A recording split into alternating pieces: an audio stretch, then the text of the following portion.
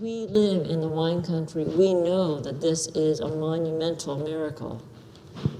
But no one else there knows, except for the servants, maybe his mother, and maybe his disciples if they were eavesdropping. Jesus is not drawing attention to himself, far from it. And yet perhaps this is the perfect introduction to demonstrate Jesus' miraculous powers. Throughout the Hebrew Scriptures, an abundance of food and wine and feasting are symbols of God's extravagant love for us. And throughout his own ministry, Jesus will gather around tables with friends and foreigners, with the mighty, more often with the lowly, to demonstrate God's love, just as he does with us every time we gather around God's altar. David Steele, who's a Christian pastor and writer, he calls this gospel story an example of what he calls Cana grace. Cana grace.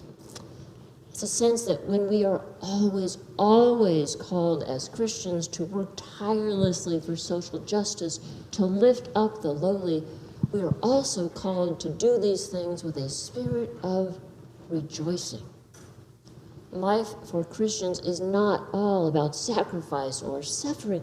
We are called to celebrate the good news of God in Christ. Steele writes that we should celebrate God's love with combining food and decorations and music and laughter to create an atmosphere of welcome, well-being, and love. And we are called to do this grace-filled rejoicing even in hard times, perhaps especially in challenging times. It is what we do here each week, isn't it? We just love being with one another. I don't see that today in the pews, but usually we are all here loving being with one another. Thank goodness some of you are at home with us as well.